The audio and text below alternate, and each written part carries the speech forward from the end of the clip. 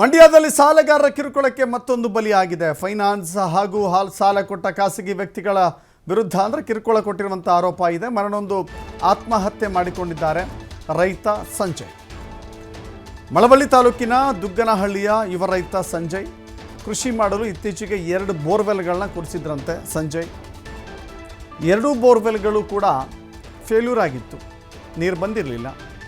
ಅದಕ್ಕಾಗಿ ಮೈಕ್ರೋ ಫೈನಾನ್ಸ್ನವರು 1 ಲಕ್ಷ ರೂಪಾಯಿ ಸಾಲ ಕೊಟ್ಟಿದ್ರಲ್ಲ, ಖಾಸಗಿ ವ್ಯಕ್ತಿಗಳ ಬಳಿ 10 ಲಕ್ಷ ರೂಪಾಯಿ ಮತ್ತು ಸೊಸೈಟಿಯಲ್ಲಿ 50,000 ರೂಪಾಯಿ ಸಾಲ ಮರುಪಾವತಿಗೆ ದಾರಿ ಕಾಣಿಸಿಲ್ಲ. ಯಾಕೆಂದರೆ ಯಾವ 2 ಬೋರ್ವೆಲ್ಗಳನ್ನು ನಂಬಿದ್ರು ಆ 2 ಬೋರ್ವೆಲ್ಗಳು ಕೈ ಕೊಟ್ಟಾಗಿತ್ತು. ಈಗ ಬೋರ್ವೆಲ್ಲೂ ಇಲ್ಲ, ನೀರು ಇಲ್ಲ, ಹಣವೂ ಇಲ್ಲ, ಸಾಲ ಮರುಪಾವತಿಗೆ ದಾರಿ ಇಲ್ಲ. ಹಾಗಂತ ಹೇಳ್ಕೊಂಡು ಜಿಗುಪ್ಸೆಗೊಂಡು ಸೂಸೈಡ್ ಮಾಡಿಕೊಂಡಿದ್ದಾರೆ. ಮಳವಳ್ಳಿ ಗ್ರಾಮಾಂತರ ಪೊಲೀಸ್ ಠಾಣೆಯಲ್ಲಿ ಪ್ರಕರಣ ದಾಖಲಾಗಿದೆ.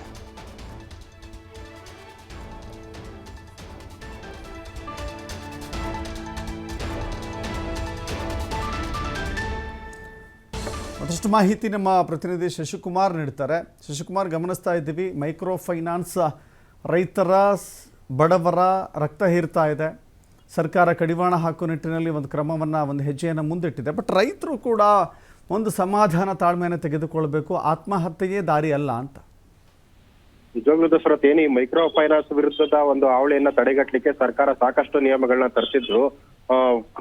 ಏನು ಖಾಸಗಿ ಫೈನಾನ್ಸ್ ಗಳ ಸಿಬ್ಬಂದಿಯ ಕಿರುಕುಳ ಮುಂದುವರೆದಿರ್ತಕ್ಕಂಥದ್ದು, ಈ ಒಂದು ಕಿರುಕುಳದಿಂದ ನೊಂದಿರ್ತಕ್ಕಂಥವ್ರು ಸಾಕಷ್ಟು ಜನ ಆತ್ಮಹತ್ಯೆಗೆ ಯತ್ನ ಮಾಡ್ತಿರ್ತಕ್ಕಂಥದ್ದು, ಜೊತೆಗೆ ಪ್ರಾಣ ಹಾನಿ ಕೂಡ ಮಾಡ್ಕೊಳ್ತಾ ಇರ್ತಕ್ಕಂಥ ಪ್ರಕರಣ ಕೂಡ ಹೆಚ್ಚಾಗ್ತಾನೆ ಇರ್ತಕ್ಕಂಥದ್ದು. ಈಗಷ್ಟೇ ನಿನ್ನೆ ಅಷ್ಟೇ ಒಂದು ಆತ್ಮಹತ್ಯೆಗೆ ಯತ್ನ ಮಾಡಿದಂತ ಪ್ರೇಮ ಎಂಬ ಮಹಿಳೆ ಇವತ್ತು ಮಂಡ್ಯದಲ್ಲಿ ಮೃತಪಟ್ಟಿದ್ರೆ, ಮತ್ತೊಂದು ಪ್ರಕರಣ ಈಗ ಮಂಡ್ಯ ಜಿಲ್ಲೆ ಮಳವಳ್ಳಿ ತಾಲೂಕಿನ ದುಗ್ಗನಹಳ್ಳಿ ಗ್ರಾಮದಲ್ಲಿ ಬೆಳಕಿಗೆ ಬಂದಿರತಕ್ಕಂಥದ್ದು. ಗ್ರಾಮದ 34 ವರ್ಷದ ಸಂಜಯ್ ಅಂತ ಯುವ ರೈತ, ಆತ ಕೂಡ ಮೈಕ್ರೋ ಫೈನಾನ್ಸ್ ಮತ್ತೆ ಇತರೆ ಖಾಸಗಿ ಸಾಲಗಾರರಿಂದ ಸಾಲವನ್ನ ಮಾಡ್ಕೊಂಡಿದ್ದ.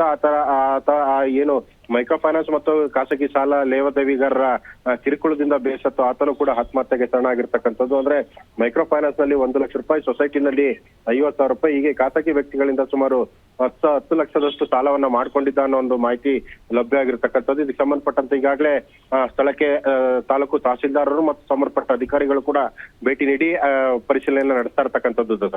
ಎಸ್, ಥ್ಯಾಂಕ್ ಯು ಶಶಿಕುಮಾರ್ ನಿಮ್ಮೆಲ್ಲ ಮಾಹಿತಿಗೆ.